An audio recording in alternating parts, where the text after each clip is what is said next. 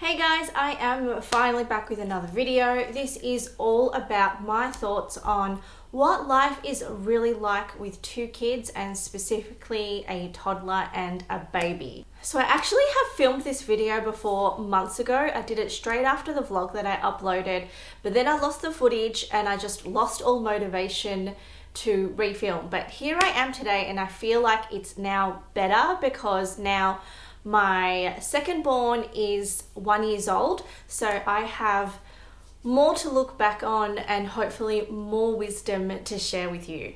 So originally this was a Q&A video and I did have some questions to answer via my Instagram, but I decided it's actually a better format if I just put everything into dot points that I want to talk about, and that actually covers the questions that I got anyway. So this video will be a mixture of tips, it will be a mixture of my thoughts, general video about life with two kids. So if you are wondering what that is going to be like, then definitely keep watching.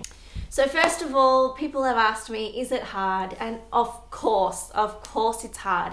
And especially in the early days when you've got a newborn and you've got a toddler. It depends how old your toddler is, but of course it is really hard at the start. My toddler was 22 months old when my second was born. And so I had 2 under 2 for a couple of months, but really he wasn't even talking much yet at that point. He was still a baby himself. So I had 2 babies for a while, and yeah, it was really hard to navigate life with 2 kids. Like, life was already hard enough with 1 kid, and then we added another one to the mix. So you can imagine how hard it can be. But now 1 year later, I can definitely say that it does get slowly easier as time goes on. As your baby and your toddler start to grow, things get a little bit easier. It also depends on the temperament of both your kids as well. My second born, Caleb, is a lot feistier than my firstborn. My firstborn, Emmanuel, I was able to literally just leave him on the floor as a baby on the mat and just go and do chores around the house or do whatever I needed to do, and he would be totally fine. However, Caleb has never been that baby, and I really struggled with that at the start because I was so used to being able to just put my baby down and do my thing, but I was literally never able to do that with Caleb. He always wanted to be held if he was awake, or at least entertained with me right there. And I kept waiting for the time that he would be okay to just be left there. And it didn't actually happen until he started to be able to move on his own. That's when I started seeing a shift in his behavior. That's when I was able to sort of leave him for tiny amounts of time because he was able to start entertaining himself. So yes, it is difficult, and it will depend on the temperament of both your kids. If you've got a chill baby, it might be a little bit easier. Or if you've got a chill toddler who doesn't have meltdowns all the time, then that'll help out as well. But yeah, it is hard. It's definitely hard, but it does get easier as time goes on. And I feel like 1 year later, now things are pretty good. Now, a lot of people wanted to know about routine, about balancing a routine of a baby and a toddler and how we actually go out. So with 1 kid, you probably already have set windows in the day where you can go out. And I guess with 2 kids, you have the same set windows, but they might be slightly different times, or they might be slightly shorter windows. And it also depends on what kind of routines you follow as well. I have always followed a short long routine, meaning that the first nap of the day is the short nap and the second nap of the day is a long nap. And if they're still on 3 naps, then the third nap is also a short nap. If you follow that kind of routine, it's more likely that your baby and your toddler will have some sort of overlap in their afternoon naps. And that just works really well with going out and doing life. I know some people put their babies on like a long short routine or a medium routine, meaning the first nap is a long nap, or both the first and second nap is the same length of time. And I just feel like those sorts of routines just make life really difficult when you're juggling a toddler as well. So I definitely recommend looking into a short long routine when your baby starts, getting into a routine. Obviously a newborn has no routine and they just sleep whenever, but that would definitely be my first tip as to how you go out in the first place. Another thing is, because the morning nap is a short nap, you can more likely do that on the go. So what we would do a lot of the time is, if we were going somewhere, we would time it so that it's in line with Caleb's morning nap, and we would leave the house just before then so that he would fall asleep in the car and he would do his morning nap in the car. Or alternatively, we would get to destination first and then Caleb would do his morning nap in a carrier. Both my kids have never been able to do good naps in a pram, so that was kind of out the window for us. And then if you've got some sort of overlap with the afternoon naps, then you will get home in time for afternoon naps, and then hopefully both your baby and your toddler are sleeping at around the same time. And it's similar when your baby is still on 3 naps. The third nap can also be on the go, so you could go somewhere and time that with a car nap or a carrier nap.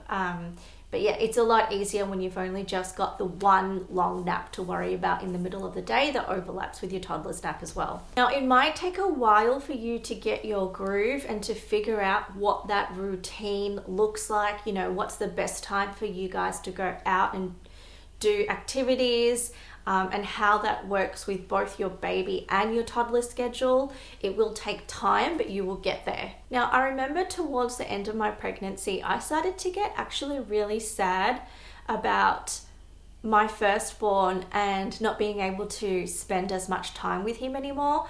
Up until that point, all he knew was that he could get all the time he wanted from me, and he didn't know any different. And so I started feeling really bad for him and feeling really guilty.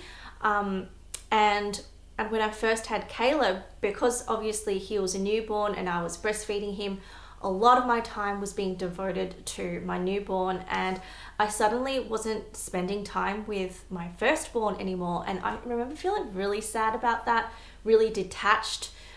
When you first have your second child, you may find that your household just becomes divided, and your partner looks after your toddler and you look after the baby, and you're just living in the same house but doing separate things with different kids.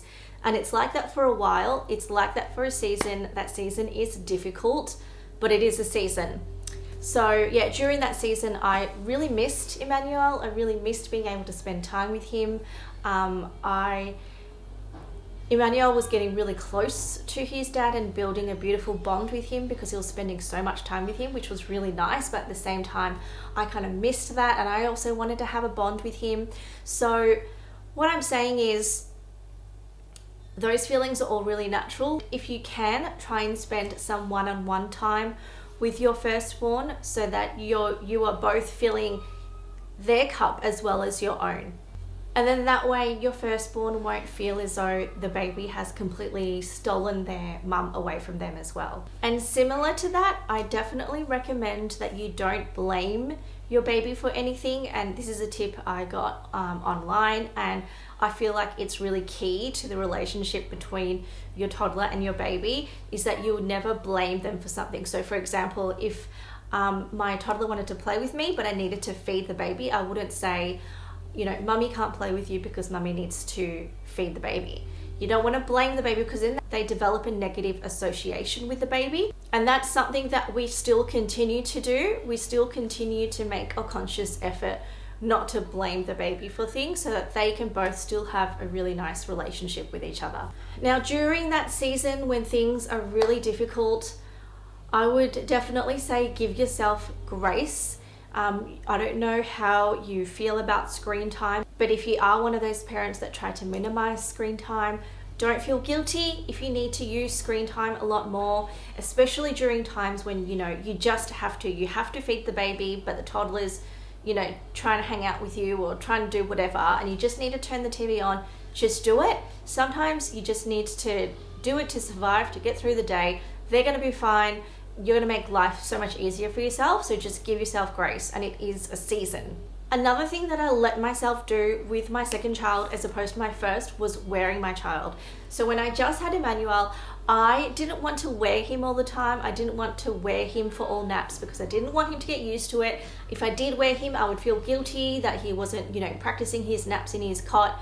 But you know what? When you've got 2 kids and you still need to get things done, you still got a toddler to attend to, sometimes you just need to wear the baby. And this is what helped me survive through the newborn months, I wore him all the time for pretty much all his naps, because once he reached 3 weeks, he stopped napping on his own and he only wanted to nap if he was being held.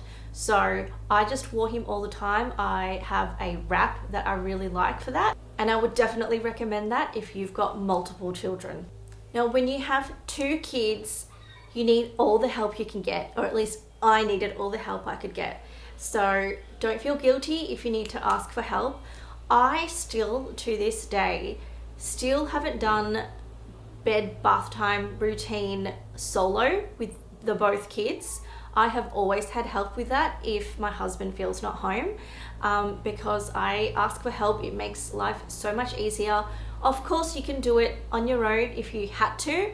I thankfully have always been able to get some sort of help. But if you usually don't like to ask for help, or you don't like to ask for help from certain people, it may be a season where you actually will need to ask, or you should ask, just to make life easier for yourself. Now, one of my biggest tips is to sleep train your baby and to do it early. So you may not be into sleep training, and this may be controversial, but I have sleep trained both my children. So Emmanuel was sleep trained at 7.5 months old.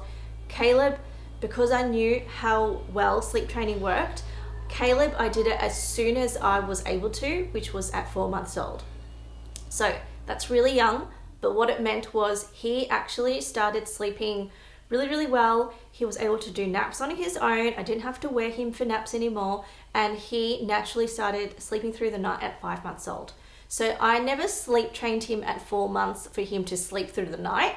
I would still feed him if he needed overnight feeds. But then when he hit 5 months old, because he was sleep trained, he was able to sleep through the night all on his own. And I feel that if you've got multiple kids, it really helps if your kids sleep well. If you have one child and you're thinking about having a second, and your child is still not sleeping through or not sleeping very well, I would highly suggest sleep training that child first before you have your second, just so that you've got that all sorted, and that's sort of like one less thing to worry about. And you know, you're already going to be tired with your newborn. You don't want to have one more thing that is contributing to your exhaustion. So that is my suggestion. I am not saying that you have to cry it out. There are many sleep consultants out there, but what I am saying is sleep training works. If you stick to it, it's only about 1 or 2 weeks of hard work, and then you will not regret it. Your child will sleep better for it, and everyone will be happier.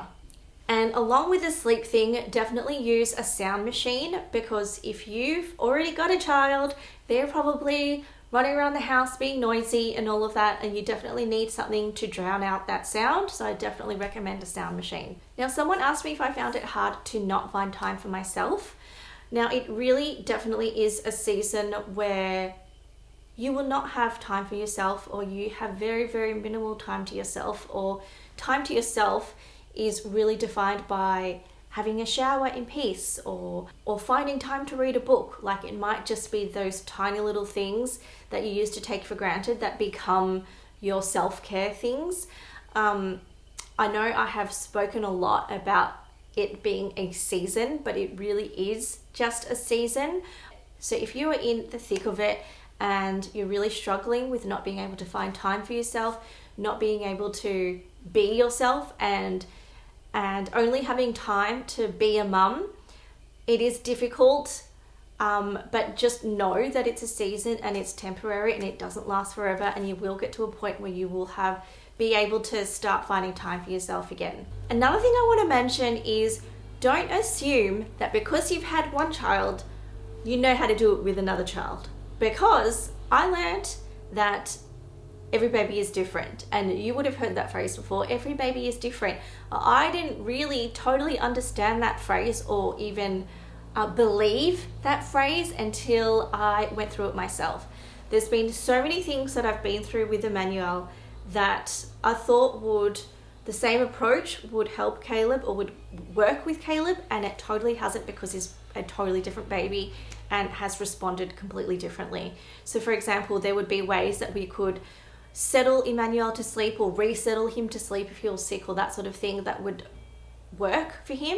And the same thing that we have done for Caleb has not worked at all. Or for example, Emmanuel's solids journey was completely different to our solids journey with Caleb. There have just been so many things that have been completely different. So just don't assume that everything you've done with your first child is going to work in the same way as your second child. And try not to be frustrated if you do realize that, and try not to compare all the time. Now, I just remember someone asking me if I would recommend a small age gap, and I feel like there's definitely pros and cons. For me, I feel like life is hard anyway when you've got a young child or a young toddler, that you may as well add a baby to the mix and just go through that season of a really difficult time and just get through it. Also, it means that you're going through a season where both kids are napping as well. So you don't have one really old child that doesn't need to nap that you still need to entertain, and then one baby that still needs to nap. I feel like it's nice to have them both go through sort of the same or similar stages together. Obviously, it's nice to have a small age gap so that they can play together and be close friends. In saying that, my older sister is 7 years older and like we're really close. So it doesn't mean that your kids are not going to be close if you have a big age gap. Obviously, there's going to be positives to having a bigger age gap because then your older child can help, whereas we have never really been in a position where our older child can help with the baby. So I guess those are the things that you would want to consider when you're thinking about when you want to have your second child. But for me, I just want to get it all out of the way. I'm also not too young, so I want to get it all out of the way, get it done, and just sort of not move on with my life, that sounds terrible, but like I have put my career on hold for a few years now, and I'd just sort of like to go back to it, rather than keep swinging back and forth between going back to work for a bit, then going on maternity leave, and going back to work for a little bit. I just want to sort of move forward now. Now, the final two things I want to talk about are in relation to going out with two kids. So the first thing is really simple. It's how to pack your nappy bag. This might sound like common sense to a lot of people, but just in case it's not, I want to talk about pouches. So now that you've got two kids that are potentially both still in nappies and in different size nappies, you know, different clothes, that sort of thing, it really helps to have a pouch for each child, and you have their nappy in it, their change of clothes, their socks, their hat, whatever it is that you need. They're two different pouches, preferably a different color, so you can quickly identify which pouch you're grabbing out. And then depending on which child that you need to change while you're out, you can just grab that pouch easily. So that's the first thing I wanted to talk about. The second thing is whether or not you need a double pram. And I haven't heard many people discuss this online, so I wanted to share with you what I've learned in case this will help you. So in the beginning, we did buy a double pram. We thought, of course, we'll definitely need a double pram. We'll have a toddler. He's not going to necessarily be happy to walk around everywhere. We absolutely need a double pram. We ended up returning it before using it.